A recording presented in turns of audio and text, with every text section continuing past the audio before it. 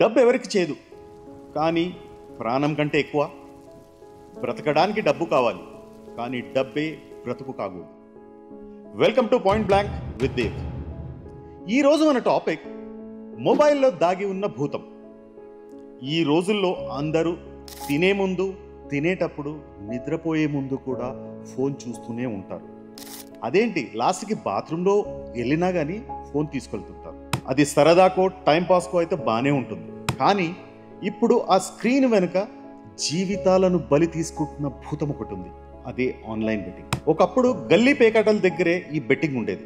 ఇప్పుడు మాత్రం వాటి స్మార్ట్ వర్షన్ Dream11, గేమ్ హెల్బెట్ లాంటి యాప్ల రూపంలో మన ఫోన్లోకి వచ్చి భవిష్యత్తుని మింగేస్తాం.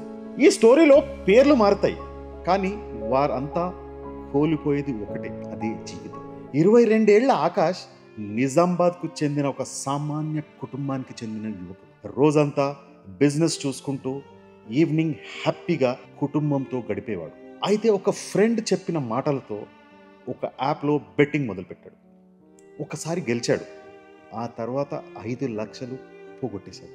ఎవరికీ చెప్పలేని బాధ, ఒత్తిడి, నిద్రలేని రాత్రులు, ఇంకా భరించలేనని ఆకాష్ ఆఖరిగా తన భార్యకు ఒక మాట చెప్పాడు, నన్ను క్షమించు అని.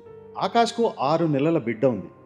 ఇకపై ఆ పసిబిడ్డ ఆలనా పాలనా ఎవరు చూస్తారు? ఇప్పుడంతా ఐపీఎల్ మానియా నడుస్తోంది. ఆట చూసి ఎంజాయ్ చేసేవాళ్ళు కొంతమంది అయితే, ఆ ఆటలో బెట్టింగ్ పెట్టి ప్రాణాలు పోగొట్టుకుంటున్న వాళ్ళు ఇంకొందరు. ఈ కోవకు చెందిన వాడే పవన్ ఒక స్టూడెంట్. ఐపీఎల్ సీజన్ ప్రారంభం అవడానికి కొద్ది రోజులకే బెట్టింగ్ స్టార్ట్ చేశాడు. లక్కీ కిస్మత్ జేడీబీ గేమింగ్ లో డబ్బు పోగొట్టుకున్నాడు. పవన్ కొన్ని రోజులు మూడీగా ఉండటం చూసి వాళ్ళ నాన్న ఏమైంది బేటా అని అడిగాడు. నాన్న, ఫ్రెండ్స్ దగ్గర డబ్బులు తీసుకున్నాను, వాళ్ళకి కట్టాలి అని చెప్పాడు. ఆ తండ్రి అక్కడి నుంచి ఇక్కడి నుంచి ఒక 1,00,000 రూపాయల వరకు తనకిచ్చాడు. కానీ మిగతా అప్పు ఎలా తీర్చాలో తెలియక ప్రాణాలు తీసుకున్నాడు. ఇక్కడ ఆట ఒకరిది, లాభం ఇంకొకరిది, కడుపు తీపి ఇంకొకరిది. కొన్ని రోజుల్లో ఆ ఇంట్లో పెళ్లి బాజాలు మోగనుంది. ఆ ఇంటి మహాలక్ష్మి పెళ్లి ఉన్నంతలో ఘనంగా చేయాలని అనుకున్నారు అంతా. మరి ఆ తమ్ముడికి ఏం పురుగు కుట్టిందో తెలియదు. అక్క పెళ్లికి దాచిన డబ్బులు బెట్టింగ్ లో పెట్టేశాడు. 25 సంవత్సరాల సోమేష్ తన అక్క పెళ్లికి దాచిపెట్టిన 2 లక్షల రూపాయలను బెట్టింగ్ లో పెట్టేశాడు. లాభం రాకపోగా ఉన్న డబ్బులు పోవడంతో అక్క పెళ్లి ఆగిపోతే ఇంట్లో వాళ్లకు ఏం చెప్పాలో తెలియక ట్రైన్ కింద పడి ఆత్మహత్య చేసుకున్నాడు.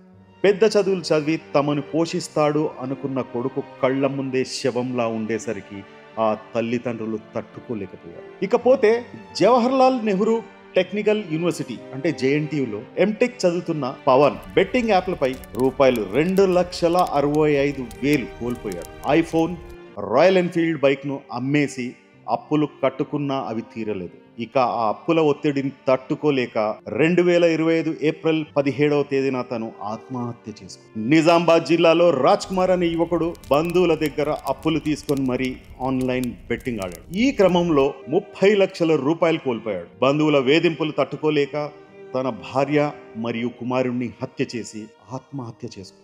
రాజేందర్ నగర్ ప్రాంతంలో ప్రణయ్ అనే యువకుడు ఆన్లైన్ బెట్టింగ్ లో 30 లక్షలు కోల్పోయాడు. ఆర్థిక ఒత్తిడిని తట్టుకోలేక ఆత్మహత్య చేసుకున్నాడు. ఏపీలోని హిందూపురంలో 6 లక్షలు అప్పు చేసి జయచంద్ర రైలు కింద పడి చనిపోయాడు. చనిపోయే ముందు please don't play online games అంటూ ఒక చీటీ తన జేబులో రాసి పెట్టుకున్నాడు. పెద్దపల్లి జిల్లా గోదావరి ఖని ప్రాంతానికి చెందిన Sai Teja online betting app వల్ల ఆర్థిక నష్టాలతో బాధపడుతూ పురుగుల మందు తాగి మరీ ఆత్మహత్య చేసుకున్నాడు. ల్యాబ్ టెక్నీషియన్ గా పనిచేస్తున్న గణేష్ మియాపూర్ పోలీస్ స్టేషన్ పరిధిలోని ఎంఏ నగర్ లో కుటుంబ సభ్యులతో కలిసి ఉంటున్నాడు. ఇంట్లో ఎవరూ లేని సమయంలో ఉరివేసుకుని మరీ ఆత్మహత్యకు పాల్పడ్డాడు. గణేష్ లోన్ యాప్స్ మరియు ఫ్రెండ్స్ దగ్గర అప్పులు చేసి బెట్టింగ్లు పెట్టేవాడని తెలిపారు. అతనిది ఒక సాఫ్ట్వేర్ జాబ్ అయినా సరే బెట్టింగ్ కు బానిసైపోయాడు.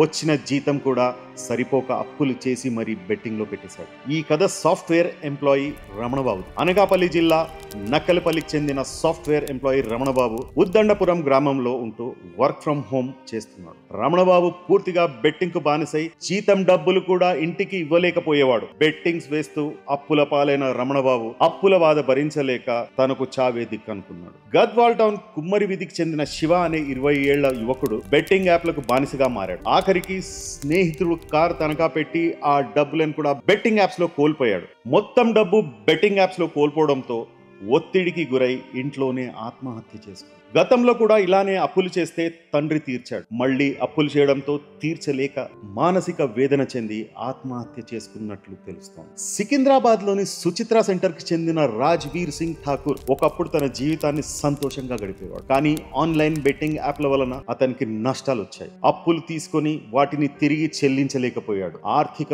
ఒత్తిడిని తట్టుకోలేక అతను రైల్వే ట్రాక్ పై ఆత్మహత్య చేసుకున్నాడు. బెట్టింగ్ అనేది బహిరంగ మాఫియాగా తయారైంది. మేము యాక్షన్ తీసుకుంటున్నాం అని అధికారులు చెప్తున్నా రియాక్షన్ మాత్రం అలానే ఉంటుంది. ఇది మన దేశ భవిష్యత్తు అయిన యువతను మూగ మృత్యుల వైపు నడిపిస్తోంది. ఆ గేమ్ గెలవడం కోసం వాళ్ళు బైక్ అమ్మేసుకుంటున్నారు, ఐఫోన్ తాకట్టు పెట్టేసుకుంటున్నారు, చివరికి ప్రాణం కూడా తాకట్టు పెట్టేస్తున్నారు. ఆత్మహత్యకు ముందు సంకేతాలు మనమే గ్రహించాలి. ఏకాంతంగా ఉండడం, మౌనంగా ఉండిపోవడం, ఫోన్ ను వదలకపోవడం, పదే పదే డబ్బులు అడగడం, అప్పు చేసేందుకు దారులు వెతకడం, ఆఖరిగా ఒక ఆశతో ఇది మనం ఆపలేము అనుకునే ముందు ఒక్కసారి ప్రయత్నించండి. ఒక్క మాట వాళ్ళ బాధలను మనతో చెప్పుకునేలా చేస్తుందేమో. ఒక్క మాట, ఒక్క చిన్న సంభాషణ ఒక ప్రాణాన్ని కాపాడవచ్చేమో. జీవితాన్ని ప్రేమించండి, ఓటమిని గెలవండి. చివరిగా అయ్యా మోదీ గారు, టిక్ టాక్ తో పాటు ఎన్నో యాప్లను దేశం నుండి తరిమి కొట్టారు. ప్లీజ్ ఈ బెట్టింగ్ యాప్స్ ను సైతం మన దేశం నుంచి బయటికి పంపించరా. ఈ అఖండ భారతదేశం నుండి రవి అస్తమించని బ్రిటిష్ సామ్రాజ్యాన్ని తరిమి కొట్టాం. ఈ బెట్టింగ్ యాప్స్ భూతాన్ని పంపించలేమా? ఇవి ఒక లెక్క. Request you all to kindly think and act. Say no to betting apps. We all together should fight and can achieve this. Last but not least, fight for eradicating betting apps from our Mathrubhumi. Jai Hind, Jai Bharat.